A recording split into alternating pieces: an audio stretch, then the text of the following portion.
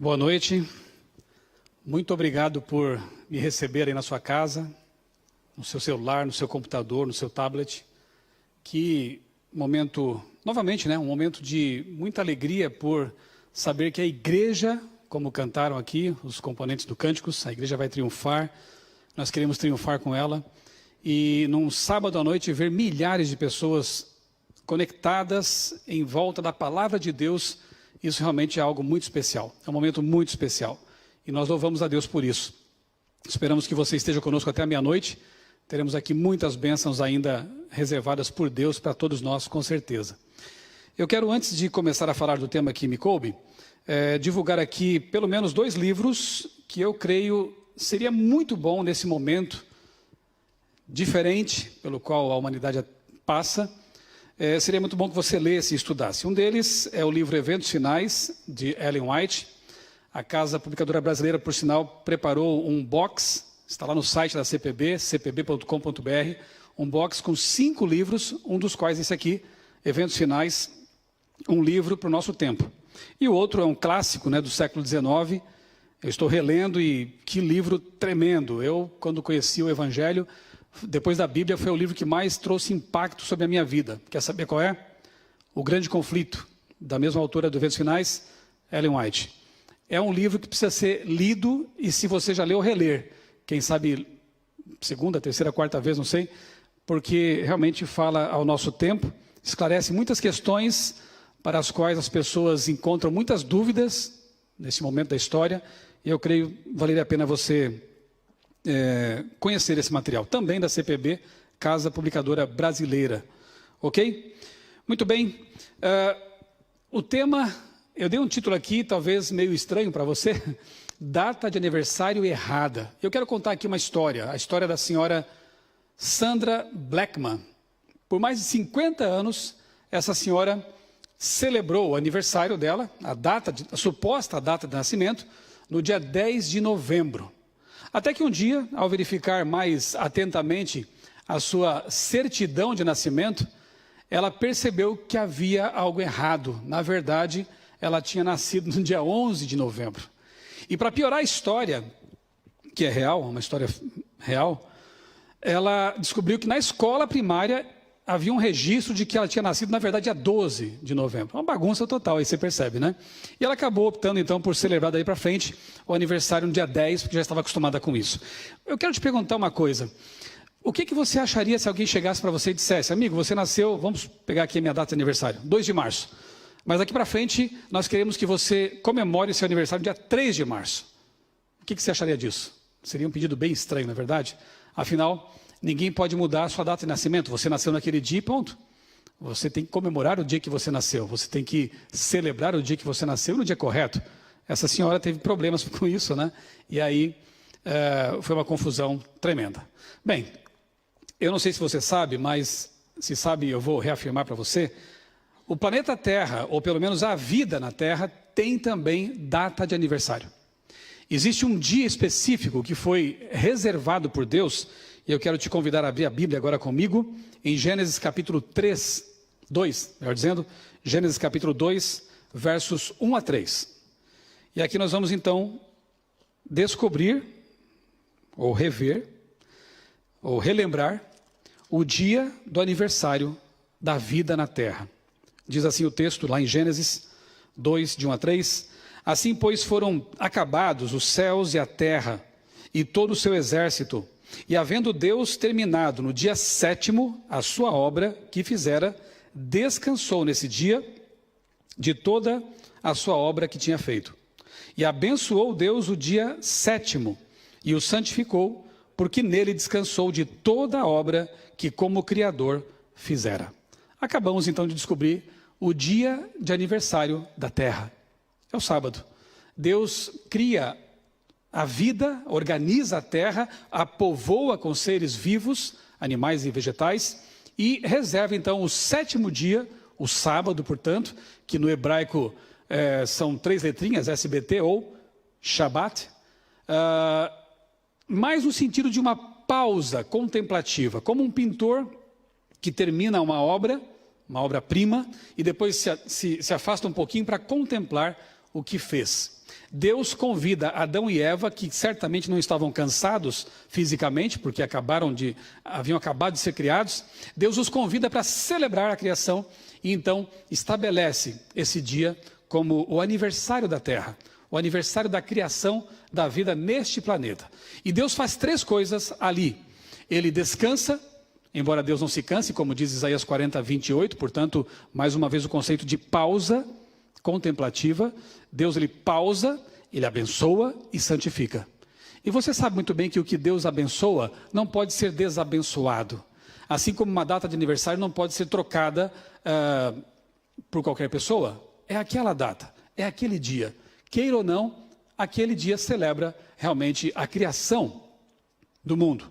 E Deus, então, ao santificá-lo, ou seja, pô-lo à parte, ele demonstra realmente que é um dia especial.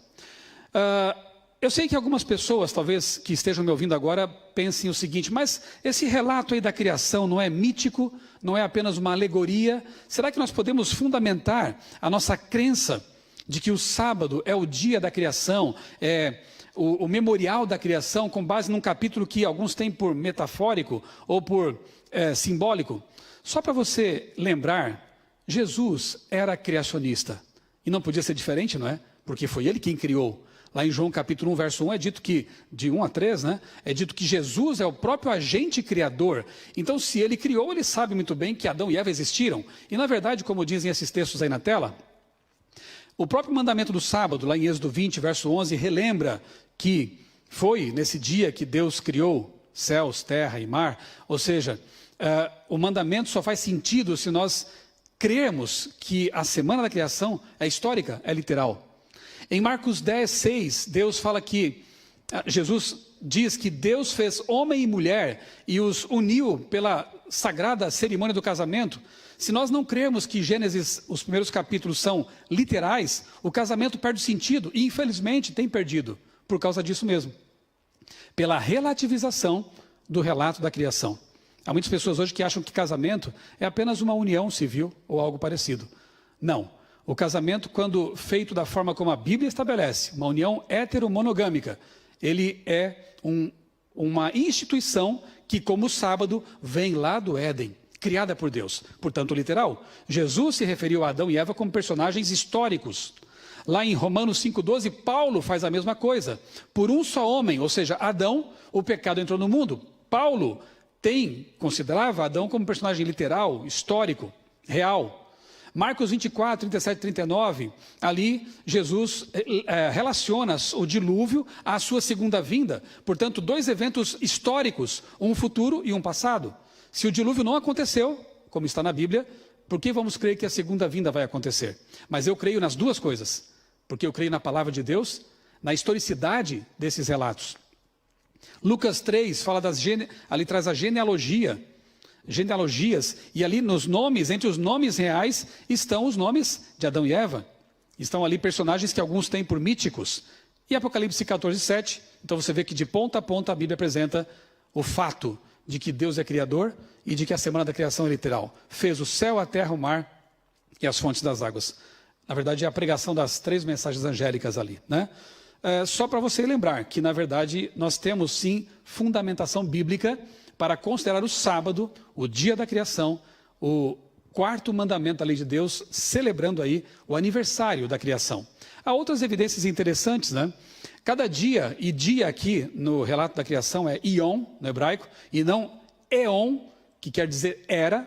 Ion quer dizer dia literal, e quando está associado a um número, a um numeral ali, não tem como você interpretar isso de outra forma. Há 150 ocorrências no Antigo Testamento dessa forma, e apresentando o dia como sendo um dia literal de 24 horas. Quer uma outra coisa interessante? As plantas foram criadas no 3º dia da criação. Só que os animais polinizadores, como as abelhas, por exemplo, só são criados lá no 5º dia. Pergunto, se aqueles dias da criação fossem eras, que fossem 1000 anos, as plantas que dependem de polinizadores não sobreviveriam, porque teriam que esperar eras, ou uma era, até que os polinizadores aparecessem no cenário.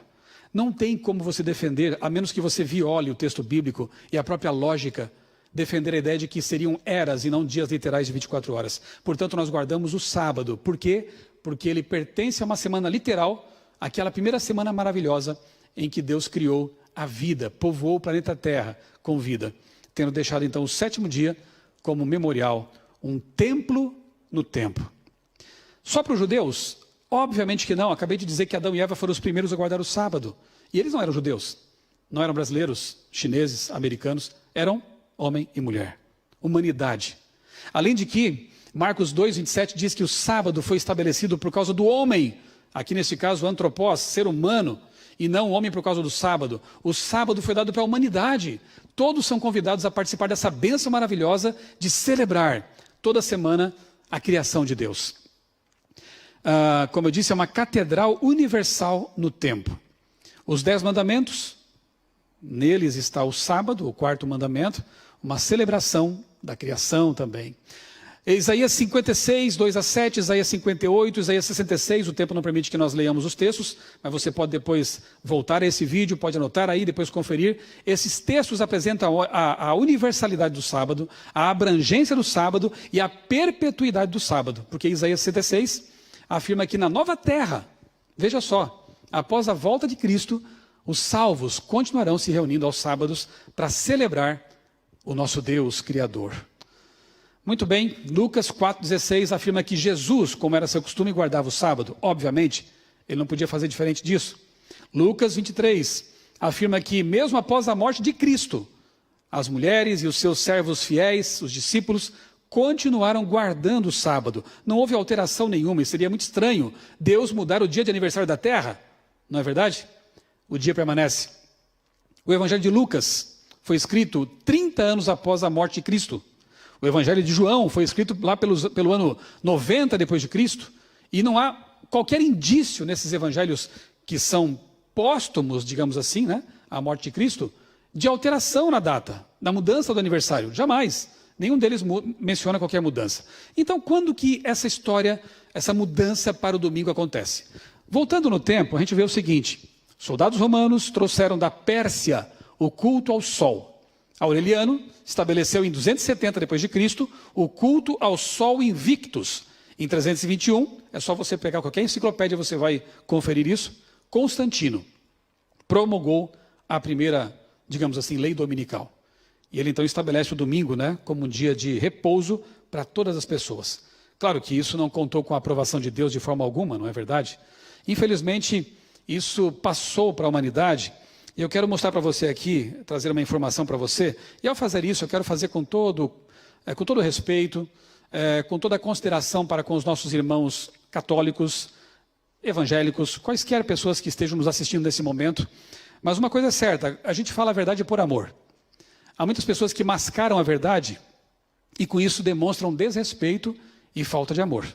Se eu visse alguém num barco que está arrumando para uma cachoeira, para um precipício, eu faria de tudo para acordar aquela pessoa, jogaria pedra no barco, enfim, para que ela pudesse ter a chance que eu tive no passado de ter meus olhos abertos para certas realidades. Eu quero ler para você aqui, neste catecismo aqui de 1566, uma obra bastante importante, foi republicada em 1951, Frei Leopoldo Pires Martins. Na página 440, tem uma informação aqui bastante interessante, e eu quero ler então para você isso aqui.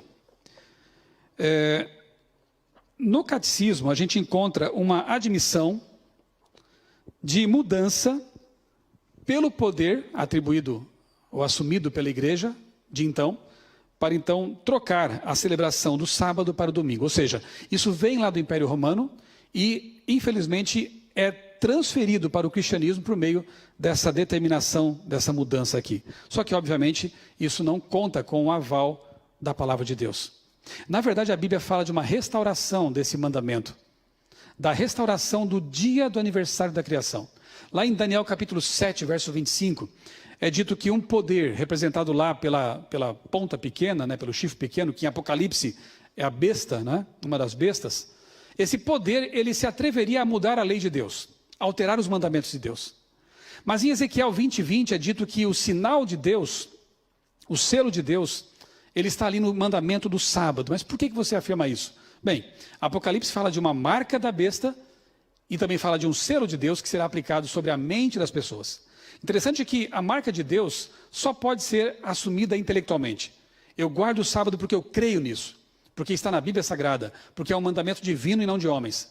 Mas a marca da besta, ela pode ser recebida na mente, porque alguns aceitam isso mesmo, ou na mão direita, símbolo de conveniências humanas, enfim, de uma aceitação não só intelectual, mas mais de conveniência.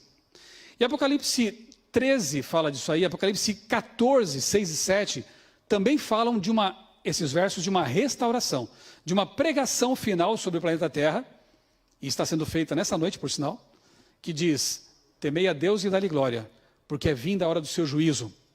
E adorai a quem? Aquele que fez o céu, a terra, o mar e as fontes das águas. Aqui João praticamente faz um copiar e colar, lá de Êxodo 28 a 11. Traz para o Apocalipse e diz: no fim dos tempos, a proclamação final vai envolver essa mensagem criacionista de que Deus é o Criador e de que Ele estabeleceu, sim, um dia especial para marcar isso. O memorial da criação, o aniversário da vida na Terra. Um selo antigo, ele continha pelo menos 3 características. O nome da autoridade que selava o documento, ele continha também o cargo dessa autoridade e a jurisdição. Para encurtar nosso tempo, que é curto mesmo, eu já vou adiantando que se você ler os 10 mandamentos, e Isaías 8,16 diz que a lei seria selada no coração dos servos de Deus, portanto o selo está ali, nos 10 mandamentos, você encontra no 4º mandamento essas 3 características. O Senhor, Deus Criador, o cargo Criador e a jurisdição, todo o universo. Não é interessante isso? Apocalipse 11:19 menciona um santuário no céu. E naquele momento já não havia mais santuário terrestre. E dentro da arca são vistas as tábuas da lei. Sim, a lei que Deus quer selar no coração das pessoas. Não apenas uma obediência formalista, mas uma obediência por amor. Amor de uma criatura que reconhece a Deus como Criador. Muito bem, isso foi só um preâmbulo. Isso é apenas um estudo bíblico muito rápido, para você recordar alguns conceitos. E agora eu quero ler um trecho desse livro aqui, O Grande Conflito, na página 588. Veja que coisa séria o que ela escreve ali. Mediante os 2 grandes erros, a imortalidade da alma e a santidade do domingo, Satanás há de enredar o povo em suas malhas, em sua rede. Enquanto o primeiro, ou seja, a ideia de que a alma seria imortal, que vai ser tema da minha segunda pregação nesta noite. Enquanto o primeiro erro lança o fundamento do espiritismo, o último, a santidade do domingo, a pretensa santidade do domingo, cria um laço de simpatia com Roma. Os protestantes dos Estados Unidos serão os primeiros a estender as mãos através do abismo que havia no tempo dela. Hoje já existe uma ponte bem pavimentada, né? Estenderão essa mão para apanhar a mão do espiritismo. E estenderão também a mão sobre o abismo para abraçar o poder romano. E sobre a influência dessa tríplice união, este país, Estados Unidos, seguirá as pegadas de Roma, desprezando os direitos de consciência. Interessante que, pelo menos, no catecismo, há uma admissão de mudança. Alteramos porque cremos que a igreja tem poder sobre a palavra de Deus. Na verdade, é o contrário. A palavra de Deus é soberana e está acima, é nossa regra de fé e prática. Mas ficam em condição muito mais complicada aqueles protestantes que guardam esse dia, que não é o aniversário da criação, e assim tem que admitir que não o fazem com base no assim diz o Senhor, mas com base no assim diz aquela igreja. Então é uma situação muito complicada. Bem, uma tríplice união. Você já percebeu que, então, os 2 grandes erros, tanto o domingo quanto a imortalidade da alma, essa ideia não bíblica, tem que ver com essa falta de reconhecer a Deus como Criador?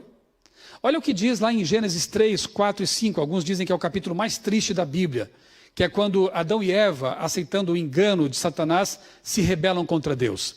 Disse a serpente à mulher: certamente não morrerão. Deus sabe que no dia em que dele comerem, o fruto da ciência do bem e do mal, seus olhos se abrirão e vocês serão como Deus, conhecedores do bem e do mal. Você percebe que aqui Satanás, ele apresenta para Adão e Eva uma ideia de independência de Deus, de serem mais do que podiam ser, e já era bom demais, ser filhos do Criador. Adão e Eva, vocês podem ser como Deus. E tem mais, vocês não vão morrer coisa nenhuma, como disse Deus. A desconfiança na palavra de Deus. Deus estabelece um dia, mas eu quero outro. Deus diz que eu não posso comer certas coisas, mas eu quero comer assim mesmo. E Deus é tão gentleman, Deus é tão bondoso, Deus é tão respeitador do livre-arbítrio humano e dos anjos, que Ele permite. E Ele permite que nós colhamos também as consequências disso. A palavra está escrita, os mandamentos estão aqui, as recomendações de Deus existem para o nosso bem, mas infelizmente o ser humano muitas vezes é teimoso e quer seguir por outros caminhos. Por que fazer isso? Aqui começa então a desconfiança de Deus, começa a rebelião e a ideia de independência. Veja o que diz ainda o grande conflito nessas 3 páginas. A profecia do capítulo 13 do Apocalipse declara que o poder representado pela besta com chifres semelhantes aos do cordeiro fará com que a terra e os que nela habitam adorem o papado, ali simbolizado pela besta semelhante ao leopardo. Uma clara ligação com Daniel capítulo 7, né? Eu não tenho tempo de explorar isso aqui agora. Esta profecia se cumprirá quando aquela nação, Estados Unidos da América, que são a segunda besta, a besta da terra, impuser a observância do domingo, que Roma alega ser um reconhecimento especial de sua supremacia. Na livre América do Norte, governantes, legisladores, a fim de conseguir o favor do público, cederão ao pedido popular de uma lei que imponha a observância do domingo. Até aqui eu falei de história. É só você ir aos livros de história e você vai conferir tudo o que eu falei. Daqui para frente, entramos num aspecto mais escatológico. O que vai acontecer? Mas peraí, você está dizendo que os Estados Unidos, a segunda besta do Apocalipse, e se você tem dúvida sobre isso, estude, por favor. Os Estados Unidos vão impor aquela marca, aquele sinal de autoridade romana à humanidade? Sim, é o que estamos dizendo aqui. E se você duvida, aguarde um pouquinho, isso vai acontecer. E quando acontecer, eu espero que você tenha tempo para se lembrar desse dia, desta pregação e tomar a sua decisão. Anote aí na sua agenda. Né? Nem precisa, está na Bíblia, está escrito já. Né? Então, será que vai acontecer? Em que momento o povo vai clamar às autoridades para que o domingo seja imposto como um dia de repouso em oposição ao sábado? O povo vai clamar por isso? Olha, esse tempo de epidemia, de pandemia, tem mostrado que muitas coisas que pareciam impossíveis se tornam possíveis quando o medo é alimentado e quando as autoridades se sentem livres para impor leis que antes pareciam impensáveis. Esse é um exercício bem interessante. E a gente tem visto coisas acontecendo aqui que realmente chamam a atenção. Muito bem, na verdade, antes mesmo dessa pandemia, já tem acontecido um processo de aproximação entre Estado e Igreja. Nós, adventistas, repudiamos essa união entre Estado e Igreja, porque sempre que isso aconteceu na história, deu ruim, como dizem aí os que usam essa gíria, né? Deu ruim, sempre. Porque quando uma religião se torna hegemônica e tem o poder do Estado por trás, a perseguição acontece. Estude sobre o período de 538 a 1798 para você ver o que realmente foi esse período em que a igreja tinha plenos poderes para prender, matar, perseguir. Você conhece um pouco da Inquisição, não é? Sabe o que aconteceu lá. Será que isso poderia voltar? Será que uma situação dessa poderia voltar a acontecer nesse planeta? Eu assisti um tempo atrás um documentário no Netflix. Tem pouquíssima coisa lá que vale a pena ver, né? Mas esse aí é um documentário bem interessante, The Family, baseado no livro de um jornalista chamado Jeff Sharlet. Esse livro e esse documentário, derivado dele, mostram os porões, né, da política norte-americana e como a religião vem sendo usada como um fator de poder, de imposição. É muito interessante. E a gente vê realmente uma reaproximação entre igreja e Estado ali. Não vou dar spoiler, não tenho tempo de contar tudo, mas me chamou muita atenção esse documentário. E mesmo quando Trump foi eleito lá nos Estados Unidos, ele já havia feito algumas promessas à base do seu eleitorado, né, a base protestante ali do seu eleitorado, como, por exemplo, essa que saiu no El País. Trump promete derrubar barreira entre igreja e Estado. Ele já falava sobre a tal emenda Johnson, que separa esses dois poderes. Ele queria derrubar essa emenda para reaproximar a igreja e o Estado. Frequentemente são vistas ali orações sendo feitas. Parece, em primeiro momento, muito bonito isso, muito interessante, mas, na verdade, causa preocupação, né, naqueles que conhecem as profecias. Não preocupação porque a gente vê, na verdade, que as coisas vão andando segundo o script bíblico. Sarah Sanders, porta-voz do governo americano. Deus quis que Donald Trump se tornasse presidente. Então ele passa a ser visto como uma espécie de Messias. aquele que realmente une essas duas facetas. Olha só, Mensagens Escolhidas, volume 3, página 392. Esse é um texto para mim muito interessante. Quando eu preguei aqui num desses sábados aí para trás, né, eu citei esse texto e vou citar algumas coisas que eu falei naquela ocasião, porque eu acho que nesse contexto elas são importantes. Se você quiser ver isso expandido, vá ao meu canal no YouTube, ou do NASP aqui de São Paulo, e procure o meu sermão O Mundo depois do 11 de setembro e do coronavírus. Eu trabalhei também essa questão aqui. O chamado mundo cristão será palco de grandes ações decisivas. Homens com autoridade promulgarão leis para controlar a consciência, segundo o exemplo do papado. Babilônia fará que todas as nações bebam do vinho da ira da sua prostituição. Toda nação será envolvida.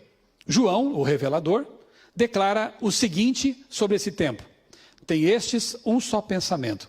Essa frase, então, eu quero que você grave, está em bold ali no texto. Haverá um laço de união universal, uma grande harmonia, uma confederação de forças satânicas, que vão oferecer à besta a sua autoridade, seu poder e assim por diante. Um laço de união universal.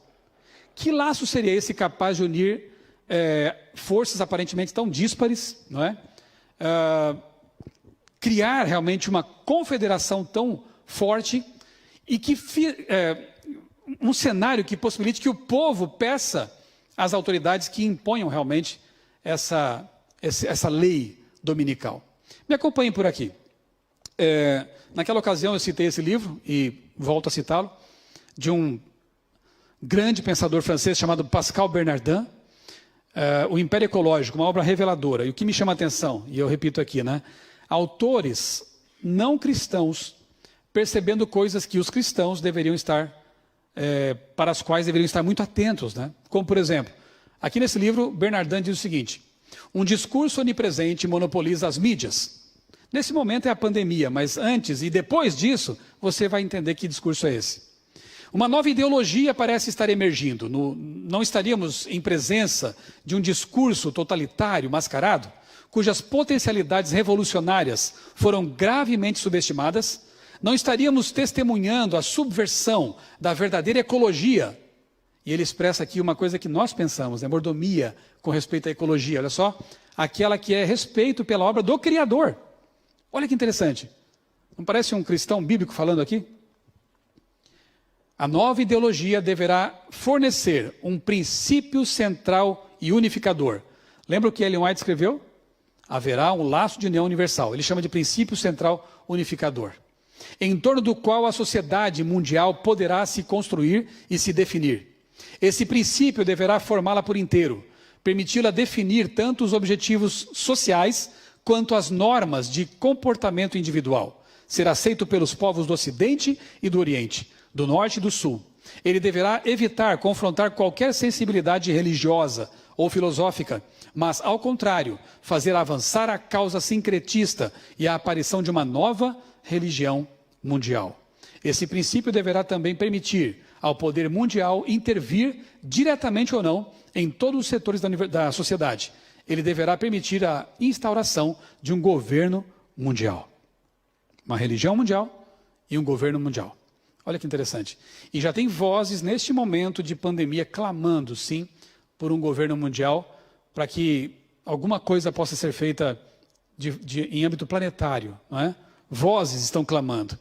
Em 2009, eu publiquei um pequeno texto na revista Adventista. Eu era editor do Espaço Jovem naquela época dessa revista. E o título que eu dei foi: Aquecimento Global é a Nova Religião. Alguns acharam até meio engraçado isso na época. Acharam que talvez fosse um pouco extremista um título desse. Mas olha só, anos depois, recentemente, num podcast de política, o editor deu esse título para o assunto: Ambientalismo é a Nova Religião. Pedras clamando. O ambientalismo é a nova religião. Eu já tratei desse assunto aqui em outros momentos, não vou então me deter muito mais sobre isso. Basta dizer o seguinte, olha, Sino da Amazônia consolida Papa Francisco como líder na defesa do ambiente. Além de Greta Thunberg, agora o Papa também é tido como um campeão nessa causa. E ele tem falado em vários momentos durante a pandemia sobre o novo mundo, sobre uma nova economia, sobre um novo agir em relação com a ecologia, o meio ambiente. Olha aí, site do Vaticano, né, de notícias do Vaticano. Lá, a comunhão com a Mãe Terra ressuscitará depois da pandemia. Sabe o que eu percebo nesse sínodo? Percebi no documento, o Instrumento Laboris, né, o documento que eles estudaram durante o sínodo, uma linguagem panteísta, uma linguagem pagã, assim como é o domingo. Porque o dia do sol não celebra a criação de Deus. E aqui nós vemos também, novamente, a ideia da Mãe Terra sendo trazida à tona, uma ideia pagã, uma ideia que não tem nada a ver com o conceito bíblico de mordomia. Nós preservamos a terra porque Deus nos deu essa incumbência como mordomos dela, não porque a encaramos como um organismo vivo ou como uma deusa Gaia ou coisa que o valha, né? Mas aqui está uma linguagem de paganismo de novo. Uma ideia que vai pegando, né, naturalmente pelo mundo. Veja, eu mostrei para vocês aquela ocasião aqui no sábado, e aqui está de novo, um jornal lá do Canadá. O domingo, de novo, pode ser um dia de descanso. E um prefeito lá, Ken Guthrie, da cidade de Guelph, no Canadá também, postou o seguinte no Twitter, apenas colocando isso para consideração. Depois que chutarmos o Covid-19, sugiro que tudo seja fechado no domingo novamente, para que possamos apreciar o que realmente significa a importância de fazer uma pausa em nossas vidas ocupadas. Eu acho que nosso corpo e mente e alma nos agradeceriam. Lembra que eu li no livro Grande Conflito que o povo ia pedir isso, partiria do povo, e que daí a autoridade da segunda besta iria impor isso, essa marca de autoridade humana da primeira besta? Pois é, parece que esse tipo de coisa já começa a acontecer. As pessoas perceberam que realmente o ser humano pausando, deixando de consumir, de transitar, houve um impacto positivo na natureza. Por outro lado, teremos que trabalhar bastante para nos recuperar da crise financeira. Então, já que não podemos ficar em quarentena por tanto tempo, quem sabe um dia apenas para que a terra, a Mãe Terra, possa descansar. E nós também, e as famílias também. São propostas que estão surgindo por aí. De forma que quase não será preciso impor nada. Será um clamor popular. Testemunho Celeste, volume 2. O movimento dominical está agora preparando o caminho, na sombra. Seus dirigentes ocultam seu legítimo intento. E muitos dos que a ele aderem ignoram para onde os leva a corrente. Tem muita gente boa, sincera, honesta nesses movimentos, mas mal sabem para onde leva essa corrente, né? Os intuitos professados são de índole branda e aparência cristã, mas sua fala há de revelar o espírito do dragão.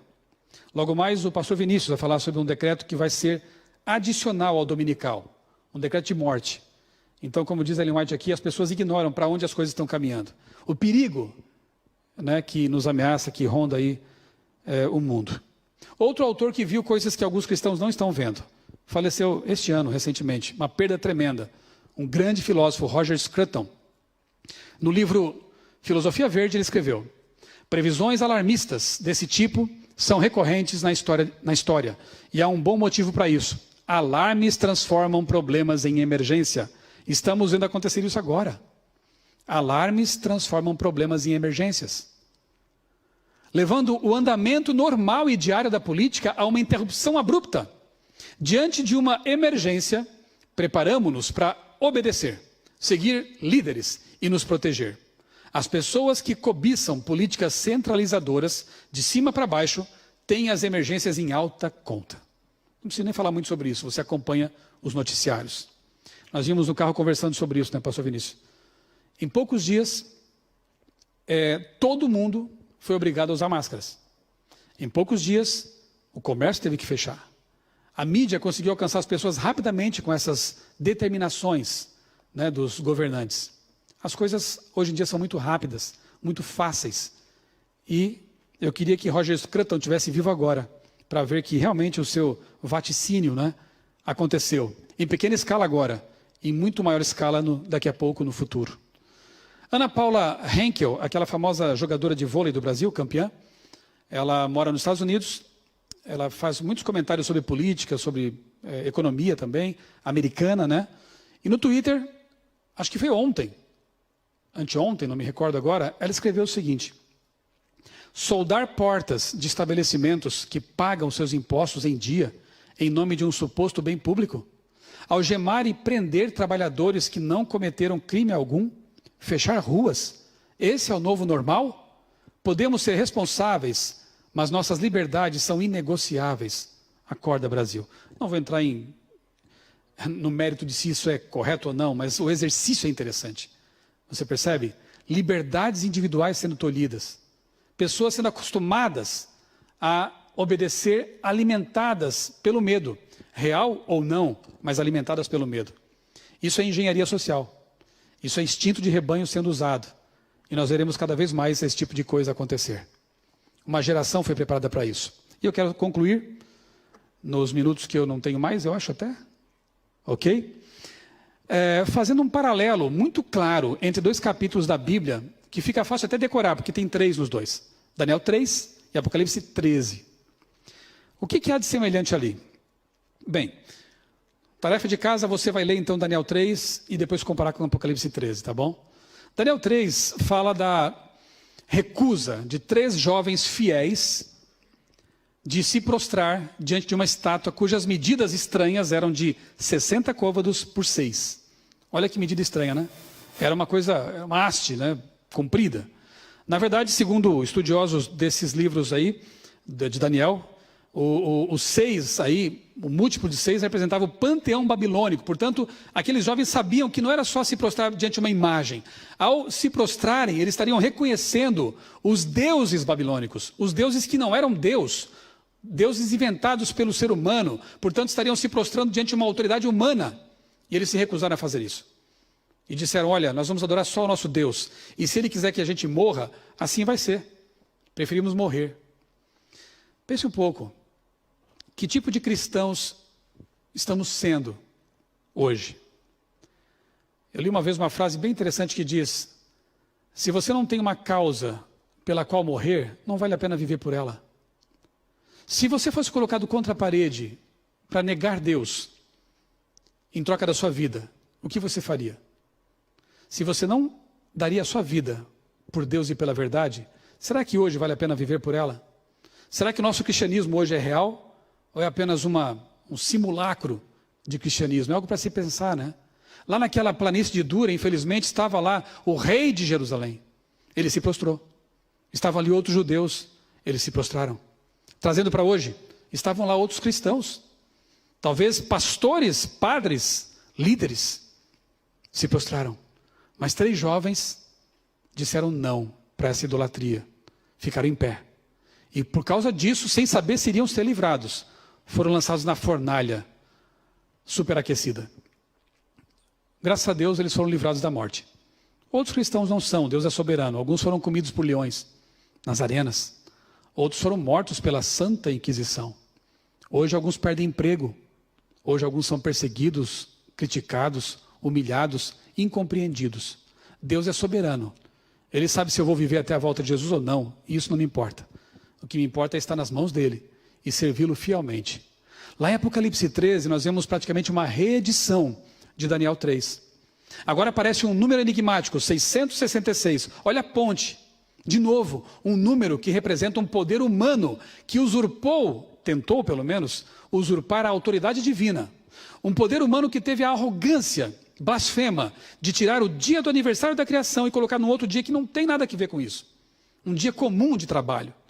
Ele então muda os tempos e a lei, blasfema contra Deus.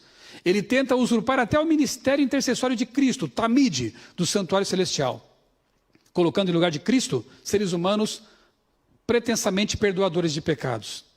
Esse poder vai um dia exigir que você se prostre diante dele.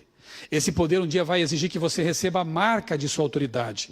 Se a marca de Deus é um dia sagrado que celebra a criação, a marca da besta não tem nada a ver com o chip, com o código de barras, essas coisas que são apenas cortina de fumaça. A marca da besta é um dia que se opõe ao dia de Deus. Ela parece, mas não é.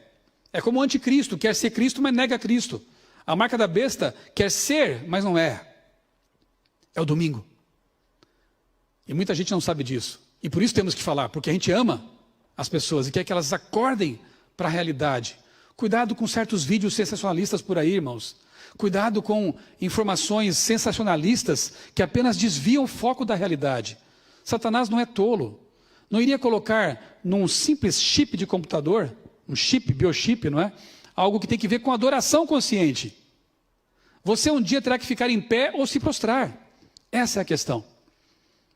O que você vai fazer? Lá em Atos 5:29 está escrito: mais importa obedecer a Deus do que aos homens. Eu decidi, para mim, que eu vou obedecer ao meu Deus até o fim. Custe-me o que custar. E eu quero te convidar também a ser fiel. Vale a pena servir ao Senhor. Vale a pena ser um servo de Deus, como aqueles 3 jovens hebreus. Fique em pé diante da perseguição, porque, como diz Daniel capítulo 12, naquele tempo se levantará Miguel, o príncipe do seu povo. Ou seja, Jesus Cristo vai nos guardar. Jesus Cristo vai nos levantar do pó da terra se nós morrermos. Jesus Cristo, nosso Deus, Ele vai nos guardar e nos proteger. Creia nele. A verdade é que o grande spoiler do Apocalipse é o seguinte, e eu posso dizer porque está escrito: no fim, o Cordeiro derrota o dragão. E eu quero estar do lado vencedor, do lado vitorioso. Espero que você também queira, que você faça planos de ser fiel a Deus e não só fique nos planos, mas também decida a ser fiel, inteiramente fiel ao nosso Deus. Amém.